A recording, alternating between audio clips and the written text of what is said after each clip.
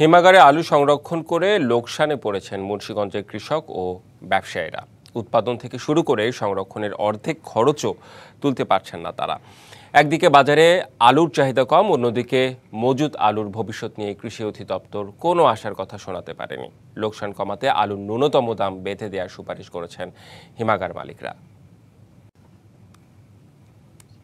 সর্বোচ্চ বার্ষিক চাহিদা প্রায় ৯০ লাখ টন, কিন্তু কৃষি সম্প্রসারণ অধিদপ্তরের তথ্য অনুযায়ী ২০২৪-২৫ অর্থ বছরে দেশে আলু উৎপাদিত হয়েছে ১,২৯ লাখ টন, যা গত বছরের চেয়ে ২৬ লাখ টন বেশি। আলু উৎপাদনে অন্যতম শীর্ষ জেলা মুন্সিগঞ্জে চলতি বছর ৩৪,৭৫৭ হেক্টর জমিতে চাষ করা হয়। উৎপাদিত হয়েছে প্রায় ১০,৮২,৫৩৮ মেট্রিক টন আলু।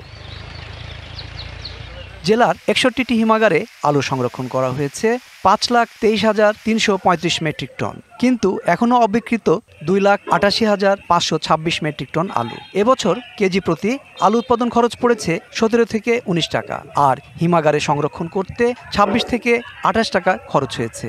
আপনার প্রিয় কাপড়ের যত্নে এলো এনজাইম সমৃদ্ধ Arik silver wash detergent powder, ৫০০ গ্রাম মাত্র ৭০ টাকা। প্রিমার্ক। আলু বর্তমানে ১২ টাকা বেচলে খরচপাতি দিয়া স্টোর ভাড়া দিয়ে আমরা ৫ টাকাও পাই না। সংরক্ষণের ৫ মাস পরে এখন হিমাগারে পাইকারি পর্যায়ে ১২ টাকা কেজি দরে আলু বেচা কেনা হচ্ছে। এতে প্রতি কেজিতে ১৪ থেকে ১৬ টাকার মতো লোকসান গুনতে হচ্ছে। খাওনের বছর আলুর দামে কিরম ধ্বংস হয়েছে আল্লামা বুঝা না। দামের এমন দরপতনে উৎপাদন খরচই উঠছে না কৃষকের। বড় অঙ্কের লোকসানে পড়েছেন বিভিন্ন পর্যায়ে যুক্ত ক্ষুদ্র ব্যবসায়ীরাও। হিমাগার মালিকরাও পড়েছেন দুশ্চিন্তায়। আমাদের পার কেজি আলুতে এখন ১৬-১৭ টাকা আমাদের পার কেজি আলুতে লোকসান।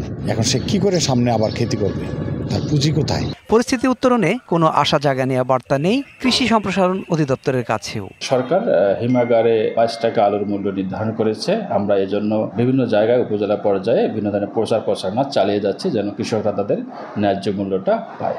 লোকসান কমাতে আলুর ন্যূনতম দাম বেঁধে দেয়া, ভর্তুকি মূল্যে কেনার পাশাপাশি রপ্তানির ব্যবস্থার দাবি জানিয়েছেন ব্যবসায়ী ও কৃষক। DBC news desk.